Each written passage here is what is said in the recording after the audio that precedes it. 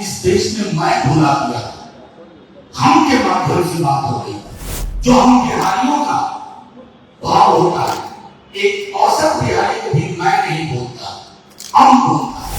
लेकिन प्रधानमंत्री जी अतिरेक में और न जाने किस चीज में बह करके मैं बोलने लगे। उनसे आग्रह होगा, मैं नहीं साहब, हमको हम डाले दीजिए। पीड़ा में हम थे, सफलता में हम थे, संघर्ष में हम थे, मैं नहीं, हम। बिहार की तरक्की के लिए प्रधानमंत्री जी को वही नजर चाहिए जिस नजर से गुजरात को आज तक एड्रेस किया गया। ये नहीं होगा प्रधानमंत्री जी कि निवेश गुजरात में, पूंजी गुजरात में और श्रम शक्ति जनसाधारण से श्रमिक जाए बिहार। देखिए, माहौल में गर्मी है और गर्मी इसलिए है क्योंकि प्रधानमंत्री नरेंद्र मोदी 2 दिवसीय दौरे पर पटना आ रहे हैं और उसी बीच महागठबंधन का आज मंथन का दौर था, बैठक का दौर था और बैठक का मेन मोटिव था यानी प्रधानमंत्री का दौरा। जब प्रधानमंत्री दौरे पे आ रहे हैं तो मनोज झा उनसे कई तर्क सवाल पूछते हैं और उनका कहना था कि इन सवालों का जवाब जरूर प्रधानमंत्री नरेंद्र मोदी पटना आगमन के बाद दें। पहले इस वीडियो में सुनिए कि मनोज झा क्या कुछ कह रहे हैं। माहौल में गर्मी है और प्रधानमंत्री जी आ रहे हैं। हमारे राज्य चुनावी साल है, प्रधानमंत्री जी का आना जाना होगा।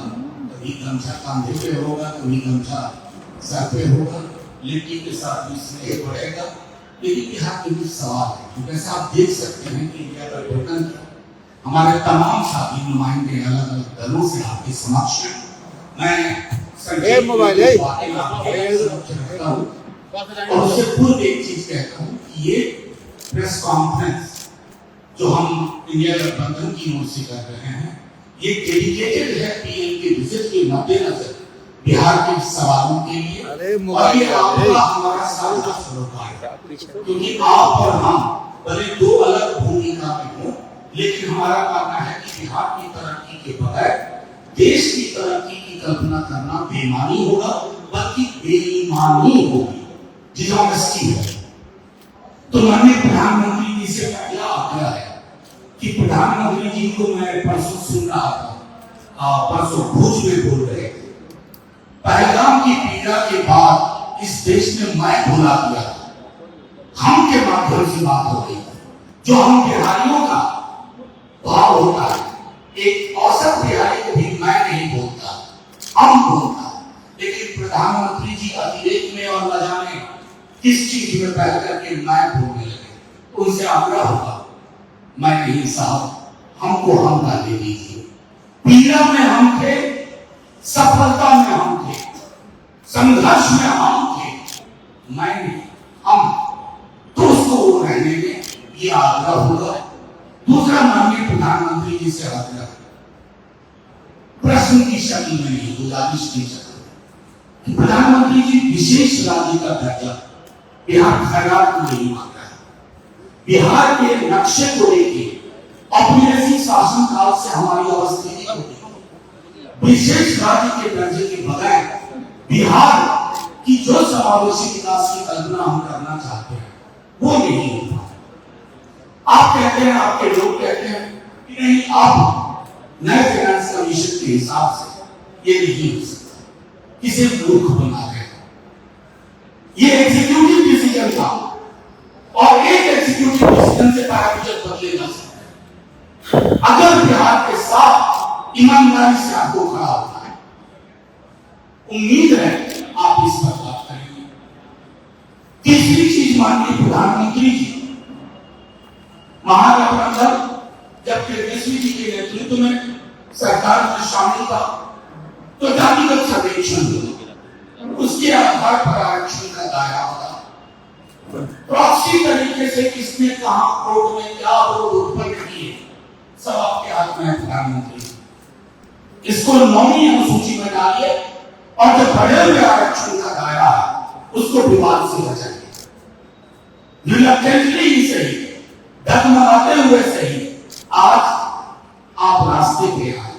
ऑपरेशन सिंदूर से पूर्व आपने कहा कि जातिगत जनगणना होगी, लेकिन प्रतिपक्ष बार बार कह रहे हैं तेजस्वी जी हम एलान मोड में टाइमलाइन बताइए, क्योंकि बहुत सारी चीजें इससे जुड़ी हुई है।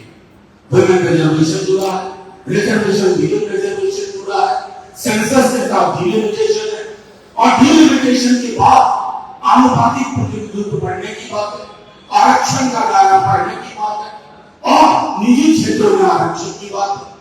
तो ये सारी चीजें मेरा मानना है कि प्रधानमंत्री जी बिहार आपको रिटायरिंग से आगे बढ़ करके आपको आगे बढ़ना होगा।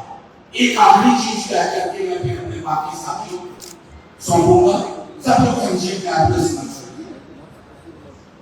बिहार को ईर्ष्या किसी राज्य से नहीं है, बिहार को पीड़ा है। बिहार गुजरात की तरह बनना चाहता आर्थिक रूप से, हालांकि बहुत सारी और मसले। बिहार की तरक्की के लिए प्रधानमंत्री जी को वही नजर चाहिए जिस नजर से गुजरात को आज तक एड्रेस किया गया।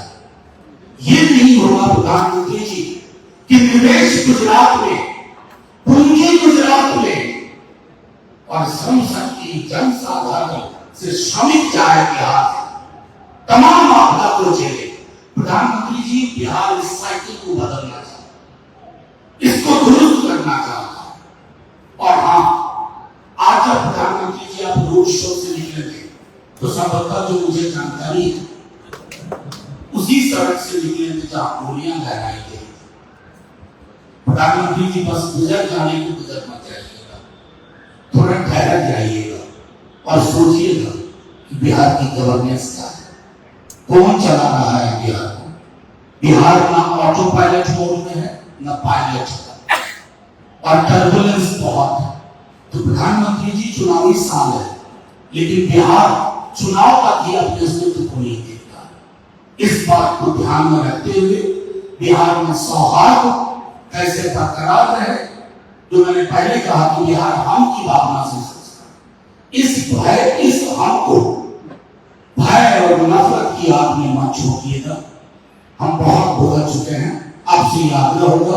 वो कई सारे बिंदुओं पर उन्होंने बात की। उन्होंने पहलगाम हमले को लेकर भी बात किया। उन्होंने कहना था कि जब पहलगाम हमले से पहले लोग मैं बोलते थे, तो आज सब एकजुट होकर हम बात कर रहे हैं, यानी कई और सारे मुद्दे उन्होंने बिहार के कई सारे मुद्दे पर सवाल खड़े किए। बिहार में जो गोलियां चल रही हैं उनको लेकर भी उन्होंने कहा कि आप जब उस रास्ते से गुजरेंगे जहां गोलियां चल रही थी, तो वहां पे आप एक बार रुकिए, जरूर देखिए और समझिए कि क्या कुछ होता है। साथ ही विशेष राज्य के दर्जे को लेकर भी उन्होंने मांग उठाई है कि इस बार विशेष राज्य के दर्जे की भी मांग प्रधानमंत्री नरेंद्र मोदी के सामने होनी चाहिए और विशेष राज्य का दर्जा भी जो है मिलना चाहिए। बाकी इन तमाम मुद्दों को लेकर आप क्या कुछ कहते हैं, कमेंट बॉक्स में जरूर लिखें और देखते रहें सच टॉक का ये वीडियो आप लोगों को कैसा लगा कमेंट करके जरूर बताएं। साथ ही साथ अपने दोस्तों से शेयर करना इस वीडियो को ना भूलें। और हमारा 25 लाख का परिवार फेसबुक पे है, फॉलो बटन पे क्लिक करके जो है आप उससे जुड़ सकते हैं।